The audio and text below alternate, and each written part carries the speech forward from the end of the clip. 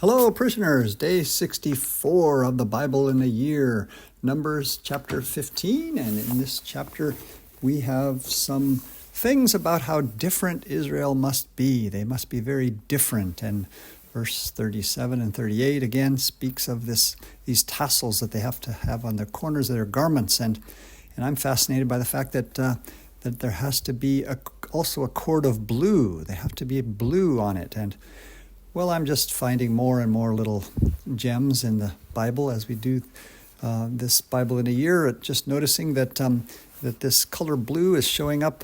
It's in the tabernacle, and I think it's a beautiful symbol of holiness. Obviously, it's the color of the sky, of heavenly things, and the holiest pieces of furniture in the tabernacle had blue cloth over them, whereas outside the tabernacle area, the furniture had purple cloth over it. So it's a symbol of the Blessed Virgin Mary, of course, too, especially that Ark of the Covenant is a sign of Our Lady, and that was covered with blue. And so, well, all of these ancient customs and traditions, it's so good that for 1,000 years or more, these were all preserved and kept so that at the time of Jesus, all of them could be remembered. If the Israelites had mixed and melded with the pagan peoples of Canaan, if they had started worshiping other gods, or if they had started disobeying the Sabbath day, and that kind of thing, and not doing the Passover meal with the bread and the wine, then Jesus wouldn't have had anything to do at the Last Supper night, and it wouldn't have been connected and tied to all these ancient prophetic actions of the patriarchs and the prophets. And in any case, just maybe that can help us a little bit to understand verses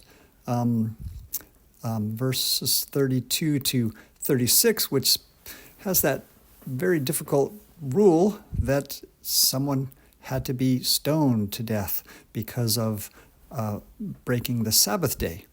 And that, in that case, it looks like Moses was seeing that the person really maybe did it on purpose, obviously, and that the person was breaking the law in such a way that it deserved that. And I kind of think of the episode where the Ark of the Covenant was tipping, and someone reached out to keep it from falling over, and they were struck dead because they did that. And it's a sort of a symbolic thing of that the Blessed Virgin Mary is pure and holy, and she's untouchable. She's without stain. And perhaps I'm thinking that this man who did that, maybe on top of just the fact that he did it, maybe he kind of did it with a spirit of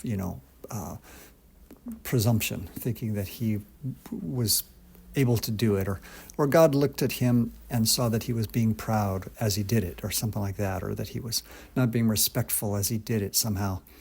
There was a rule that only the priests were allowed to touch it, for example. So it's not just what you do, but it's also the attitude that you do it with, and so that's perhaps one reason why this seemingly very extreme, severe punishment was ordered by Moses, that this man should be put to death by stoning.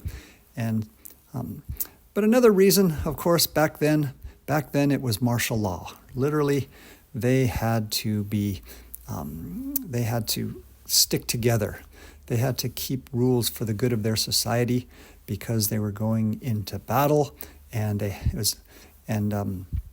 so if they start to have people who are breaking the rules in the ranks, then that's going to affect everyone. Kind of reminds me also in warfare now, even now, if someone,